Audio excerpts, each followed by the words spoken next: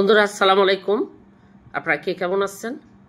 আমি মাহবুবাজ ব্লগ আপনাদের সামনে আজকে কবুতর ভুনা নিয়ে চলে আসলাম। দেখেন আমার কবুতর ভুনা কেমন হয়। ভালো লাগলে লাইক কমেন্ট শেয়ার করবেন। আমি কড়াইয়ের মধ্যে পেঁয়াজ দিয়ে দিলাম এবং সেই পেঁয়াজটা লাল করে নিব। লাল করে নিয়ে ভাজতে ভাজতে এক সময়ের মধ্যে গরম মশলা দিব।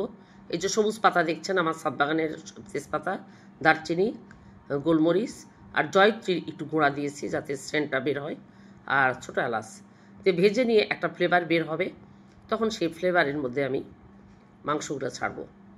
আমার এই কবুতরের বাচ্চা আমি আমার বাসায় পোষা এবং আমি এটাকে নিজেদের পরিবারের আমিষের চাহিদা মেটানোর জন্যই ব্যবহার করি। এই যে দেখছেন এখানে 400 গ্রামের মতো আছে, দুটো বাচ্চা।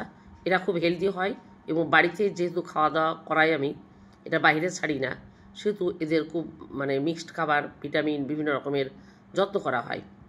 এই যত্নাদির জন্য এই বাচ্চাগুলোর গায়ে প্রচুর চর্বি থাকে এবং খুব সুস্বাদু হয় এবং খুব উপাদেয় খাবার, ভালো প্রোটিন, আমিষের চাহিদা মেটায় আমাদের শরীরে। আমরা যারা খাই তারা জানি। আমি মরিচটা দিলাম, আমি ভাজতে থাকবো। মাংসগুলো যত তেলের মধ্যে এবং গরম মশলার মধ্যে ভাজা যাবে আমার মনে হয় ততই এর স্বাদটা দ্বিগুণ হারে বাড়ে। অনেকে বলে গন্ধ লাগে, আসলে পাখি জাতীয় খাবার, এই খাবারের মাংসগুলো একটু রান্না করার সময় সতর্কতা অর্জন করতে হবে।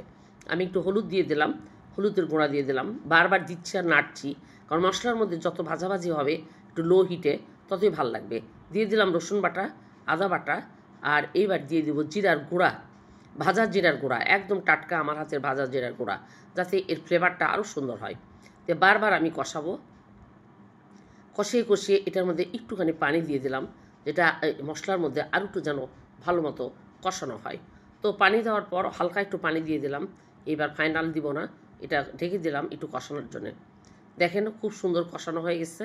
আর আলু কয়েকটা ভেজে রেখেছিলাম আমি, কারণ আলু তো আগে ভেজে না রাখলে, সিদ্ধ করে না রাখলে বা ভেজে না রাখলে, এটা মাংসের সঙ্গে যদি পরে দিই, মাংস সিদ্ধ হবে কিন্তু আলুটা সিদ্ধ হবে না, কারণ এই মাংস খুব নরম।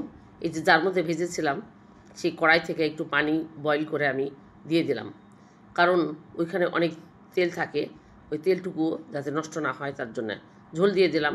এই ঝোল দেওয়ার পর দেখেন ভোনা ভোনা হয়ে এসছে, বেশ সুন্দর অবস্থায় আসছে। যেটুকু ঝোল আছে ওটা আলুটা টেনে নেবে। আমি একটু লবণ টেস্ট করে দেখি কেমন হয়েছে।